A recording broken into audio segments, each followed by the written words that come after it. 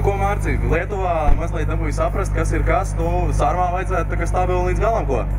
Nu, tieši tā, tāds ir uzdevums. Kā domā, pa jauniem ceļiem spējas cīnīties? Es domāju, ka, protams, darīsim, ko varēsim, un galvenais līdz galam tikšu. Es te visiem prasu par to tramplīnu, kā tu esi nolēmis lekt vai nē?